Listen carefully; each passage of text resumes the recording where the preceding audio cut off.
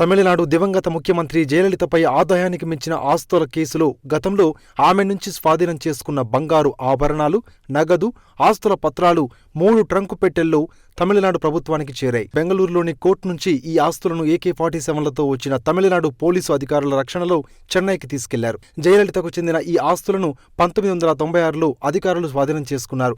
తాజాగా 36వ అదనపు civil and sessions judge ఆదేశాల మేరకు వాటిని తమిళనాడుకు పంపారు.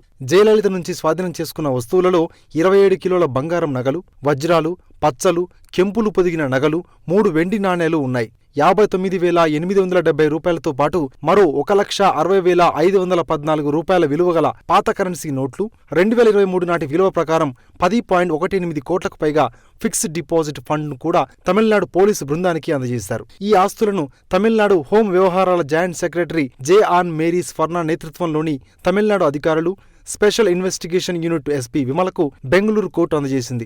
చెన్నై, కాంచీపురం, తంజావూర్, తిరుపవత్తూర్, తుతుకుడిలో ఉన్న 6 కంపెనీలకు చెందిన 1526 ఎకరాల భూమికి సంబంధించిన ఆస్తి పత్రాలు ఇందులో ఉన్నాయి. ఆదాయానికి మించిన ఆస్తుల కేసులో జయలలితను దోషిగా తేల్చుతూ బెంగళూరు కోర్టు 2014 సెప్టెంబర్ 27న తీర్పునిచ్చింది.